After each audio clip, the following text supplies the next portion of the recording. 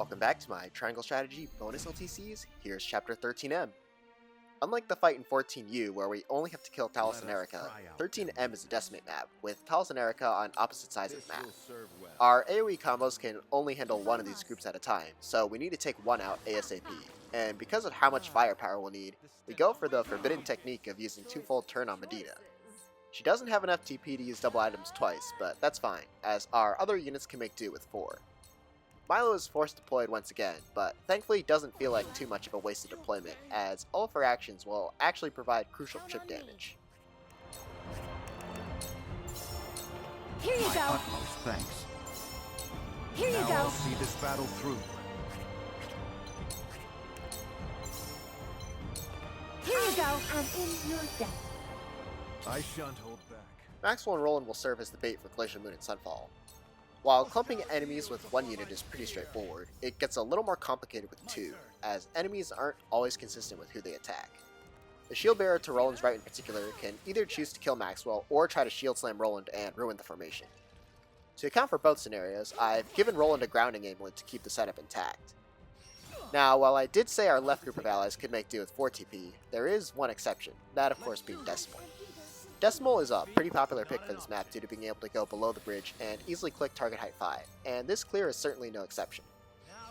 Of course, since it's Decimal, we'll need the proper TP support, and since Medina will be too busy with our other units to support him when he's below the bridge, we bring along Julio, who is also better at providing a burst of TP for one unit's expensive skills, which is just what Decimal needs. Serenoa takes the critical blow quietus to knock Erica below 50% HP. It's not the most satisfying use of critical blow, but bringing Erica below half will crucially cause the healer to move in and use Cure Wounds, whereas it would otherwise use regen and run up the ladder. Roland, meanwhile, needs to restore quietus to stay alive, as the grounding amulet takes up the slot that I'd usually use on the resurrection unit. Target acquired.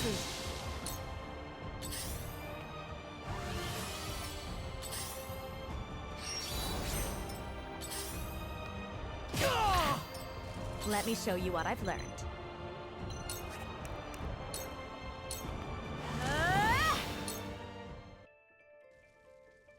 So, it falls to me.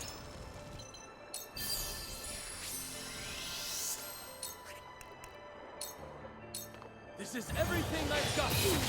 Nibbling! Yes, The very. flames consume you! Oh no!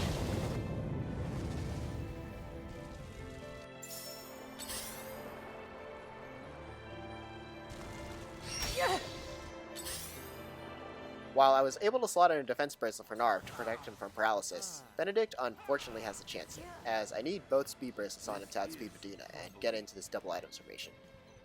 Milo successfully distracts the rest of the enemies, and while she can usually stay alive just with dodging, the resurrection earring makes her survival guaranteed. Here you go! Have my gratitude.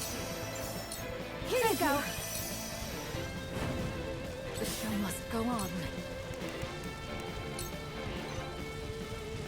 You won't know up from down.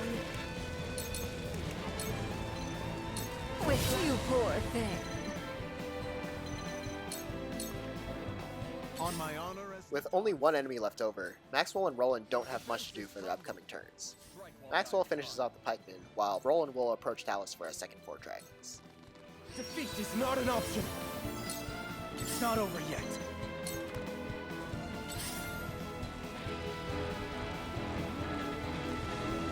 For the honor of House Serenoa, meanwhile, has nothing to do on his turn. I use Under Conviction's banner for fun, and I wish I could say I needed the TP provided from it, but I don't.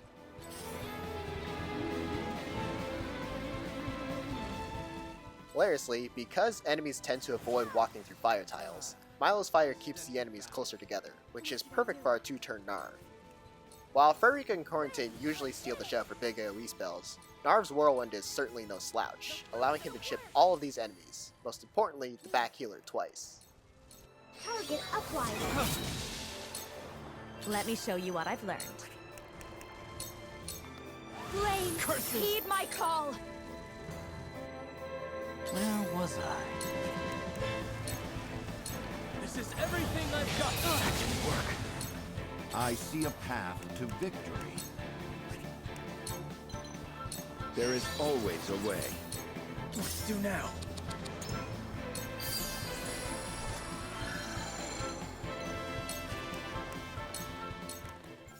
With the 4 Dragons finisher, that's going to be Chapter 13M completed in 25 turns.